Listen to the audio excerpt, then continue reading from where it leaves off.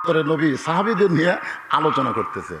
ইতিমধ্যে আল্লাহ নবীর কাছে খবর আসলো যে আমর নামে একজন মহাবীর, কি নাম, নামটা খেয়াল করবেন, আমর।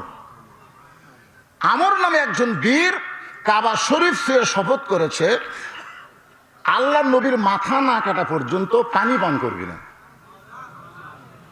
সেই আমর যে তরবারি নিয়ে যুদ্ধ করে, তরবারির ওজন হলো 3.5 মণ। এই বীরের তরবারির ওজন কত?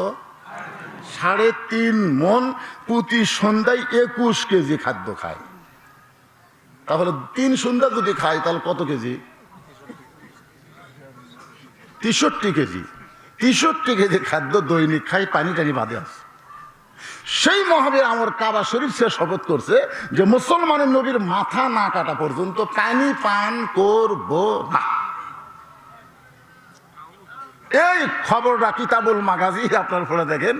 মা হাদান ইয়াদখুলুল জান্নাত ইহুব্বা ইয়ারজি ইলা দুনিয়া ওয়ালাহু মালাল আরদি মিন শাইইন ইল্লা শাহীদুন ইয়া তামান্না ইয়ারজি ইলা দুনিয়া ফাইতাল আশারা মাররাতান লিমা ইয়ারা মিনাল কারামাতি রাওয়াহুল বুখারী কিতাবুল মাগাজি। জোরে কোন সুবহানাল্লাহ। নবীর চোখ দিয়ে পানি পড়তেছে। সাহাবারা বললেন, হুজুর এত সুন্দর ওয়াজ করেন, চোখ দিয়ে পানি পড়ে কেন? আল্লাহ রাসূল বললেন, আমি যা জানি তোমরা তা জানো না। এই মুহূর্তে আমি জানতে পারলাম মক্কার সবচাইতে বড় বীর আমর আমার দেহ থেকে মস্তক বিচ্ছিন্ন করার জন্য কাবা শরীফ ছুঁয়ে শপথ করছে। সে আমর আমাকে হত্যা করার জন্য আসতেছে। আর এই কথা শুনে আমার চোখ দিয়ে হঠাৎ একটু পানি আইছে। সামনে থেকে ওসমান গনি বলে, ইয়া রাসূলুল্লাহ, আমরা দোয়া করি, আমরা দোয়া করি আমর আপনার কাছে আসার আগেই আমরের যেন হাত পাও লুলে হয়ে যায়। যেরকম কি হয়ে যায় লুলে, আমরা যেরকম দোয়া করি, আল্লাহ আলেমদেরকে তারা নির্যাতন করতেছে, আলেমদেরকে তারা কষ্ট দিচ্ছে,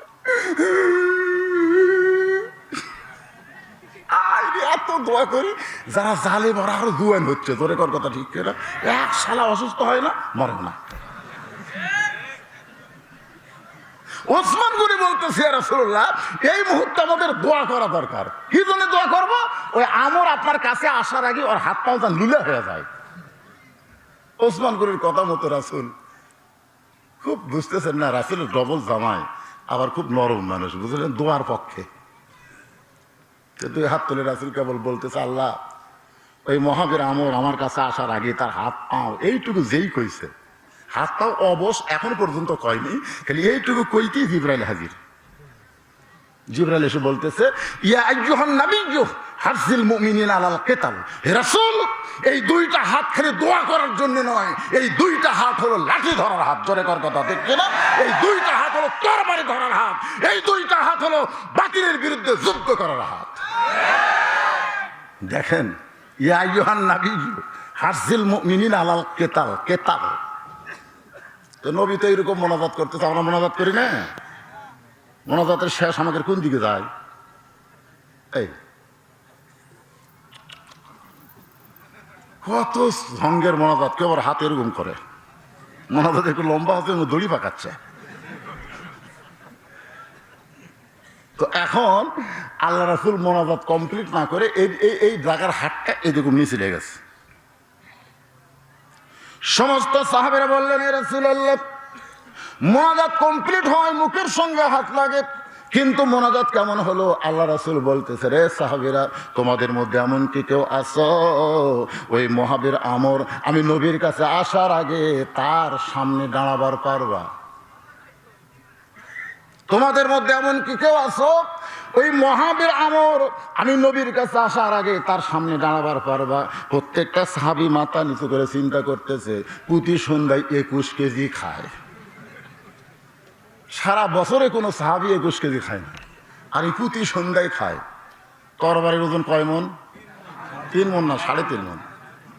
3.5 মণ তরবারি জিহাদের ময়দানে যায়। এত বড় বীরের সামনে কে দাঁড়াবে? এই চিন্তা যখন সমস্ত সাহাবী করতেছে, এমন সময় 13 বছর বয়সের একটা কিশোর বাচ্চা পিছন দিক থেকে লাফ ধরে বলতেছে, নবী গো, আমি আলী আমরের সামনে দাঁড়াবার চাই। পিছন দিক থেকে 13 বছরের একটা বাচ্চা ও দাঁড়ায় বলতেছে, হুজুর আমি আমরের সামনে দাঁড়াবার চাই। রাসূল বলেন, এজলিস, বস বস।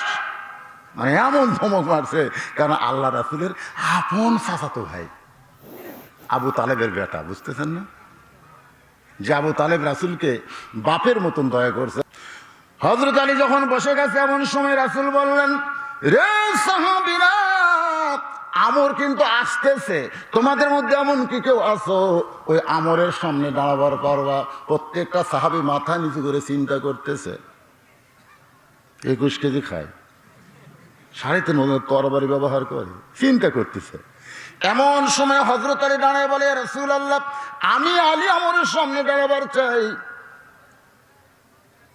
রাসূল একটু বিরক্ত হয়ে বলেন, কে রে আলী, এই তোকে একবার বসালাম, আবার যে দাঁড়ালি, তুই কি আমরকে চিনিস? সঙ্গে সঙ্গে আলী বলতেছে, লা ইলাহা ইল্লাল্লাহু মুহাম্মাদুর রাসূলুল্লাহ। ওই আল্লাহর ঈমানের শপথ করে বলতেছি, আল্লাহর ঈমান আমার ভিতরে, নবীর মহব্বত আমার অন্তরে, পৃথিবীর কোন আমরকে চিনার দরকার আমার না। আল্লাহর ঈমান আমার ভিতরে, নবীর মহব্বত আমার অন্তরে। আমি আলী বাসা থাকতে ওই আমর এসে আপনার দেহ থেকে মস্তক বিচ্ছিন্ন করবি, আমি বাসা থাকতে। আমি মরে গেলে আপনার কি হবে সেইটা পরের কথা, জীবিত অবস্থায় কোন আমরের বাপের ক্ষমতা নাই যে আমার নবীর কাছে আসতে পারে। না খেয়াল, এটা কি মনে করতেছেন? এটা কেমন বীরত্ব? আর এদিকে চামচারা কি কয়, তোর বাপ হলো বড় আলেম। রাসূল বলে নাই। আলী কাছে আসলি বলল, ওসমান, ওসমান, তোমার বাড়িতে কোনো তরবারি আছে? ওসমান বললেন, হুজুর, এই উট দুম্বা জব করার একটা ছুরি আছে। কারণ মুসলমানের তরবারি থাকবে কেন? মুসলমান খালি তসবিহ। আপনারা জানেন ওই যে মসজিদের মেহরাব কি জন্য বানাছে? ইমাম সাহেব যেটি দাঁড়িয়ে থেকে নামাজ পড়ায়, ওটা কি ইমামের জায়গা? কথা বল না কেন, ওটা কি ইমামের জায়গা? প্রত্যেকটা মুসল্লি আড়াই হাতে একটা করে লাঠি নিয়ে যদি ওই জায়গাতে রাখতো, আল্লাহ নবী বলেন, ওসমান, সেই ছুরিটাই নিয়ে আসো। ওসমান করে এক দৌড়ে বাড়িতে গেলেন, ওই উট দুম্বা জব করে কুরবানির সময় ওই ছুরিটা নবীর হাতে তুলে দিলেন। নবী তাকায় দেখে ছুরির মাপ মাত্র 27 ইঞ্চি। জোরে কোন কয় ইঞ্চি? 27 ইঞ্চি একটা ছুরি আল্লাহ রাসূল আলীর হাতে দিয়ে বলতেছে, আলী, ও তো 3.5 মতো তরবারি নিয়ে আমাকে আসতেছে মারতে, তুই 27 ইঞ্চি নিয়ে যা।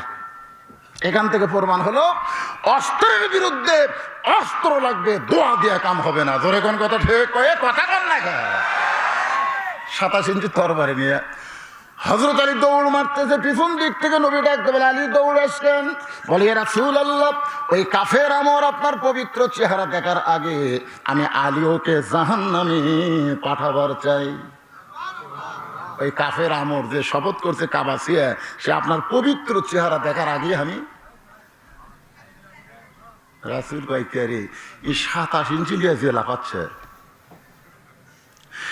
এক দৌড়ে হযরত আলী হাজার হাজার কাফের পিছনে মিছিল করতেছে, আর আমর হাতির মতন হাঁটতেছে তরবারি কান্দে নিয়ে।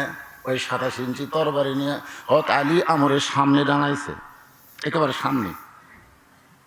কারণ আলী জানে, আল্লাযী পড়েন, আল্লাযী খলাকাল মাউতা ওয়াল হায়াতা লিয়াবলুয়াকুম আইয়ুকুম আহসানু আমালান ওয়া হুয়াল আজিজুল গফুর। আল্লাহ যদি আমাকে না মারে, দুনিয়ার কোনো আমর আমাকে মারতে পারবে না।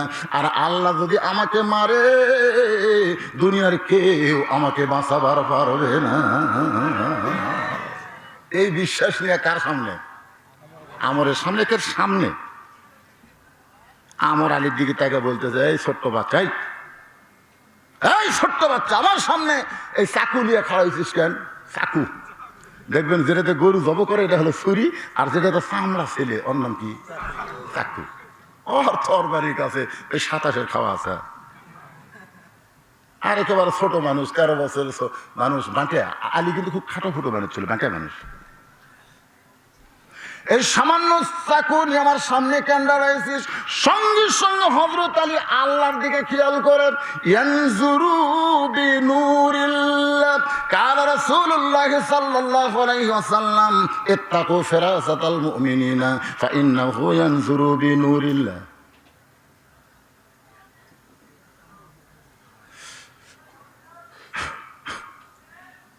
কোরআনের একটা আয়াত পড়ে চাকুর আঘাত,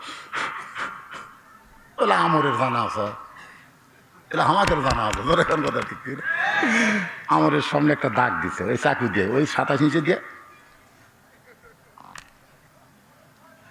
মাটিতে একটা দাগ দিয়ে বলতেছে, রে কাফেরের পাতা, তুই কত বড় বাপের বেটা, আল্লাহর নবী হত্যা করবি, এই দাগটা খালি ডেঙ্গা।